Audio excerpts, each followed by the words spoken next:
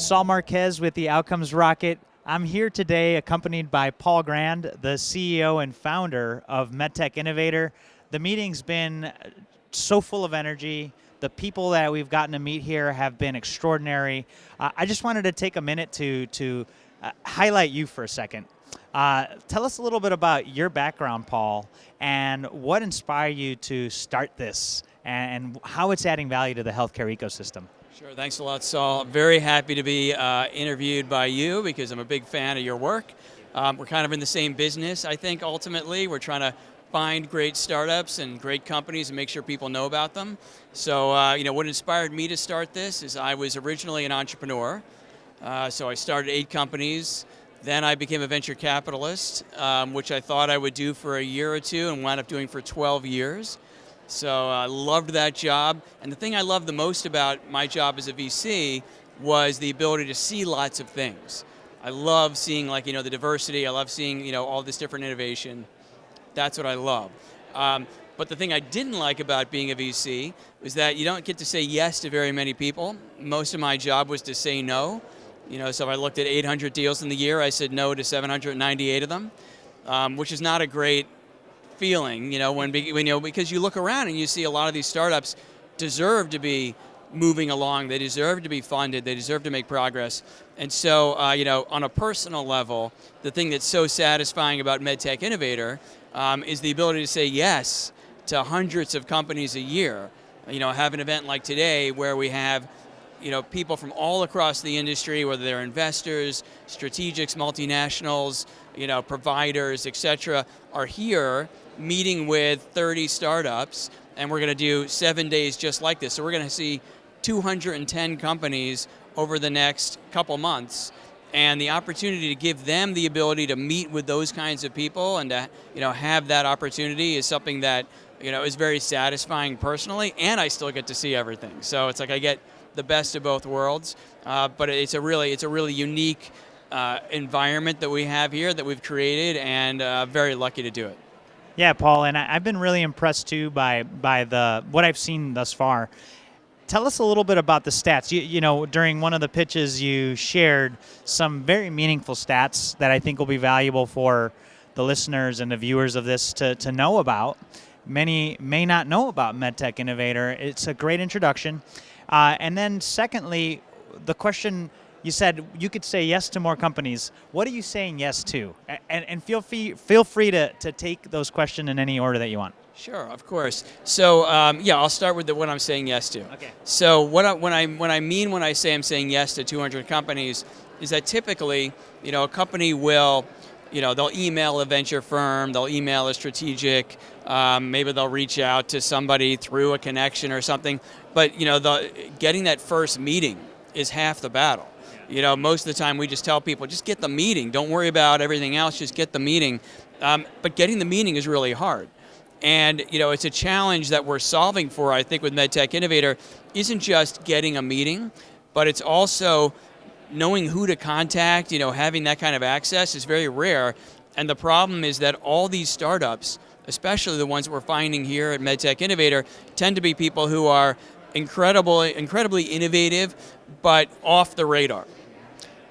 We ask all the time, we ask our judges as they're evaluating, so we have almost 60 judges here right now, and every one of them has a tablet where they have a little form they fill out for each startup, and one of the questions is, were you aware of this previously? And overwhelmingly, it's like 95 to 98% no, that they were not aware of the companies before. These companies are just not on the radar. So they're all up and running, they all have some funding, they all have a product they're developing, but they're not on the radar.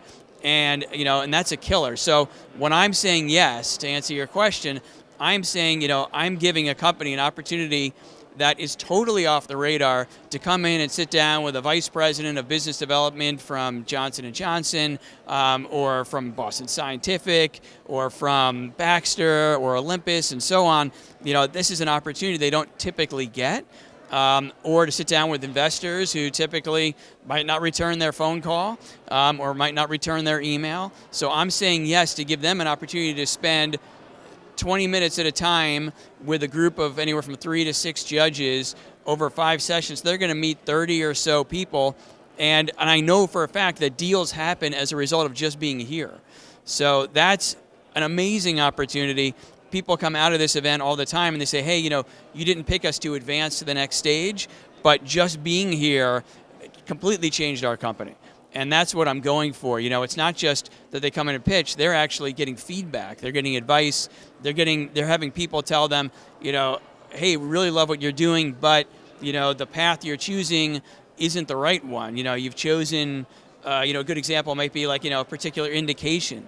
Somebody will say, hey, my lab is really well funded for prostate cancer, and so, we're gonna, do our initial work in prostate cancer, but the real market is breast cancer.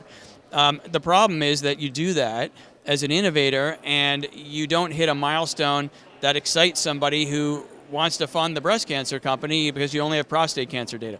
I mean, that's probably a bad example because prostate cancer is a huge need, but anyways, so that's the yes portion. That was a long answer to your yes question. And then the other question was stats. So on the statistics side, MedTech Innovator, this is our 8th year as running this program. The first 3 years of which were at RCT Ventures, which is the fund that I was at before this. And then in 2016, we spun it out as a company, as a nonprofit. And since that time, we have now had 5 cohorts graduate our accelerator. So this is our 6th year with the accelerator program. So we have 238 alumni over all of the programs that we've had over this whole period. And those 238 alumni have gone on to raise $1.4 billion in follow-on funding, which is very hard to do in MedTech, as you know, especially when these companies are raising $1 million here and $1 million there. So $1.4 billion in follow-on funding. We have 42 companies that have products on the market. We have 51 regulatory approvals. We have 9 acquisitions. We've given away $2.4 million of non-dilutive funding directly to companies. It goes on. And I mentioned the alumni, the number 238 before. That's really significant because if you talk to a lot of these innovators, the people who are out here today who are presenting, most of them, they might be, some are from Chicago, some are from Houston, wherever they're based. There's one here from Finland. Those people, tend to be very isolated. It's kind of as a startup, it's kind of a lonely business, and they're kind of, heads down, working on their thing, and they don't really have a network that is high performing. They might have a local network, but they don't have a high performing network. So, in some ways, this is like the Harvard Business School, I think of MedTech, in that our startups are super high performing, and they're able to really help each other. Having that kind of a peer network is gold for these companies. Love it. I love it. This is so great, Paul, and you nailed a lot of the points that I was hoping you would. And so as you consider the work that you do, what would you say is the most exciting part of what you get to do with MedTech Innovator? So there's a couple things. We get to travel quite a bit. I miss my family when I travel, but I really enjoy this. Having the opportunity to bring together all these people. So like we had a dinner last night for our judges, and a couple of them had come over to me, and I hear this all the time, but they come over to me and they'll say like, it's so great to have like this ecosystem of people who are all passionate about the same thing. We normally, MedTech, again, kind of like the innovators, even the MedTech executives tend to be pretty disconnected. So one of the things they all like the most about the program as strategics and others who are participating is the ability to have this cross, disciplinary, unbelievable network of people that you can turn to, and you can say, hey, I just saw that technology, it's really cool, and someone else can go, hey, I've seen 7 just like that, and this one's no different and has no advantage, or they could go, oh no, this one's super different, and this one's, I love that kind of stuff. That's a lot of fun. Like when we sit around as judges and deliberate about these companies, the thing that's most exciting for me, or the thing that I get the biggest thrill out of, is that the people who mentor the startups in our program are from the multinational strategic companies. And so the thing that I love is sitting around our selection committee meetings where we basically have a group of people from all of our corporate partners, so about 20 corporate partners, and they'll have 2 or so people from each of their companies. It's like 40 people sitting around, and we'll put the list of companies up on the wall. And those are the ones that we've narrowed down. So we started this year with 1,000 applications, close to 1,000 applications for 2020. And we're narrowing down to 210 right now that we're going to see on the road over these next couple months. Then we further narrow that down to 50 companies that'll be in our program. And so the selection process keeps getting smaller, and as we get there, the people who are the champions, the people who are like pounding their fist on the table, are like the senior vice president of business development for this company, and the vice president of that company, and they're the ones who are the champions for these companies, which is a complete reversal. Usually it's the other way around. People are begging to get in the door. So the thrill for me is sitting back and watching those people get as excited as we are about these startups. And they'll say things like, God, this is not personally a fit for me and what I do, but that company has to succeed.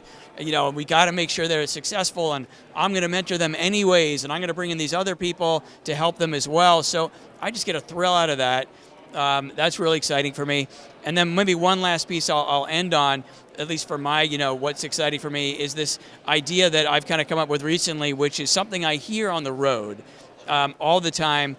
As we go to ecosystems like this, and trust me, Chicago is a great ecosystem, but we hear startups say things like this all the time. They'll say, hey, no one's ever told me that before. And, we'll say, really? So we'll give them some piece of feedback. And, and what it means to me is that, they either have people who aren't telling them the truth because they don't want to offend them, or they just don't know the answer. And we have the answers. Like we have what I believe is the recipe to take great potential products and actually get them to patients. And that's the thing I think that's missing. There's lots of people, there's lots of incubators, lots of accelerators, and they all usually have like a local economic development kind of a focus. Whereas we're totally agnostic to location. It's a global program. We just want to find great startups and actually get their technology to patients. And that's unique. That's not something that you'll find in most places. So, it's thrilling for me to go, like, I found a startup that nobody else knows about. Like, literally, I put the thing up on the screen, and there's, 24 people who saw that company, and all 24 never have heard of them before. And now they're converted. These people all like that startup. They want to see them succeed. They're going to be in their corner, and and they'll follow up with these startups afterwards. For me, it's just a thrill to know that we're making an impact on patients because we're going to get technologies that really can make a difference to the market, and that's what this is all about. Love it, Paul. So just want to say a couple things. Kudos for what you've created. It's been, there's no doubt that what you're doing is adding value to the strategics, but also to the startups that want to get found. If you're a startup, you don't have to go it alone with MedTech Innovator. That's the bottom line. Yeah, that's right. That's a perfect way of summing it up. I think I'm going to steal that if you don't mind. Steal it. Innovator, you're not alone anymore. But it's really true. Like, this gives you an opportunity to be part of a community, to be part of an ecosystem that's global, that's high performing, that's aligned, that's same kind of passion. And as I said, I couldn't be happier that we're able to do this. So it's a great service, and you're doing the same thing at Outcomes Rocket. You're bringing together people who not everybody knows about, and you're putting them on everyone's radar. So, we're on the same mission. So, I appreciate that. Glad to be partnering with you. I know you got your mic in one hand. Yeah, we'll do this. We'll switch hands. There you go. Yeah, but no, we're on the same mission, and and it's thrilling to be doing this stuff together. So. Yeah, it is, Paul. And so for the closer here, I just want to get back to the people viewing and listening. Yeah. What's your call to action, whether it be for the startups or the strategics viewing, listening to this, and what's the best place for them to learn more about you and MedTech Innovator? Okay, so here's my call to action. It doesn't matter who you are, whether you're a startup, a strategic, an investor, a provider, payer, doesn't matter what place, what stakeholder gap you fill, or position you fill in the ecosystem. If you find a startup that you think is interesting, or you find one through us, or you just kind of see somewhere, go out of your way to help them, because it does take a village to be successful. It does take a village to raise a startup. These people can't do it on their own. So I tell people all the time, don't just take their card and throw it in a drawer, which is the typical thing. When you find a startup that's interesting, go out of your way, just make one introduction, just make one connection. It makes all the difference for these companies. This business is all about introductions and relationships, so go out of your way, help a startup. That's my call to action to you. And MedTech Innovator, if you want to reach us, we're at medtechinnovator.org. Very easy to find us, so you just go to medtechinnovator.org on the web. I'm Paul at medtechinnovator.org. On Twitter, Life Science VC. Also on LinkedIn, you can find me as well. We're on MedTech Innovator on LinkedIn and so on. So just find us however you find us, but get involved. If you're a multinational, we want you to be partnered with us. If you're an investor, come see us because we've got the best startups in the world, so you can get a chance to meet them. If you're a payer or a provider and you're looking to make a difference, you're looking to have products that are going to impact your patient populations, please reach out to us too. We're partnering with them as well. We're always looking for people who can validate, generating evidence for these devices and these technologies is very important. So please reach out to us. Find us, be part of the solution. We want this to be success together. Literally, all of our lives depend on it. So, I'm thrilled that we're able to do this together, and I'm thrilled that our viewers out there are going to have a chance, hopefully, to learn a little more about what we do, and I hope we get a chance to work with you. So, thank you very much. Thanks, Paul. All right, thanks, Saul.